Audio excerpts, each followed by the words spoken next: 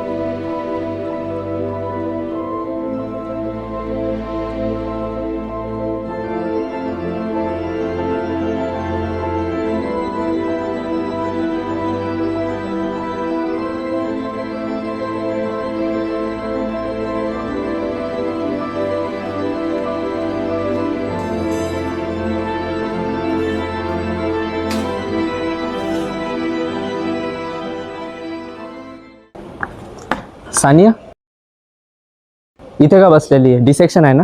चल वरी डिसेक्शनला. सर मला डिसेक्शन नाही करायचं.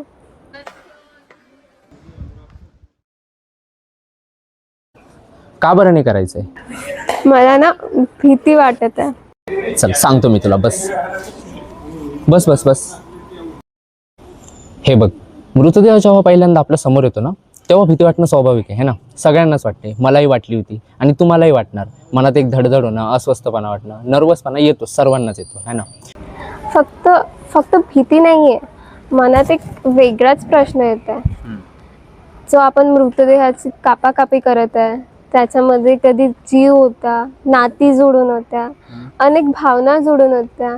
त्याची अशी नैतिकदृष्ट्या कापाकापी करणं चुकीचं नाही का सर? हे बघ, तुझ्यातली जी संवेदनशीलता आहे ना, ही दाखवून देते, ही जी एम्पॅथी तुझ्यात प्रेझेंट आहे, ही दाखवून देते की तुझ्यात एक चांगला डॉक्टर बनण्याचे सर्व गुण आहेत.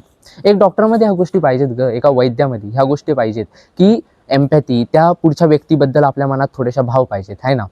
तर मला एक सांगतो, मी तुला एक प्रश्न विचारतो. तो जो मृतदेह आहे ज्याचा आपण डिसेक्शन करणार आहे, तर तो जस्ट एक मृत शरीर आहे, म्हणजे मृतदेह आहे की एका शरीराचा अंत आहे, म्हणजे एका व्यक्तीचा अंत आहे? म्हणजे जेव्हा तो व्यक्ती मृत पावला है ना, आता आपण त्याचं डिसेक्शन करतोय, तो मृत व्यक्ती आहे. तर जेव्हा तो मृत पावला त्याच्या आधी आपण त्याला ओळखत होतो का? नाही, आपण त्याला ओळखत नव्हतो. आपण त्याच्याशी आपला कुठला व्यवहार होता का? नाही, काहीच नव्हतं. तरीही तो स्वतःला आपल्याला काय केलंय, त्यांनी अर्पण केलंय. कशासाठी केलंय? जेणेकरून आपण शरीरशास्त्र शिकावं है ना, जे ॲनाटॉमी आहे, आपण शरीराच्या पूर्ण गोष्टी आपण शिकाव्या है ना. ह्या सगळ्या गोष्टीतून आपल्याला फायदा काय होणार?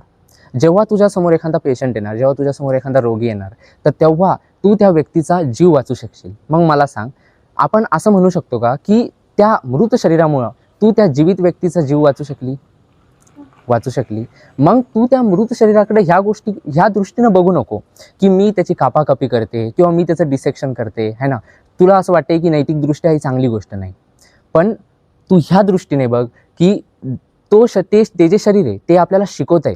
ते शरीर आपल्याला कोणाचं तरी जीव वाचवण्याचं काय देत आहे? ज्ञान देत आहे. म्हणजे आपण त्या मृतदेहाची कापाकापी नाही करत आहे? ॲक्च्युली नाही, आपण त्याची कापाकापी नाही करत आहे. तर चल मग आज तुझ्या नव्या शिक्षकाला भेटूया.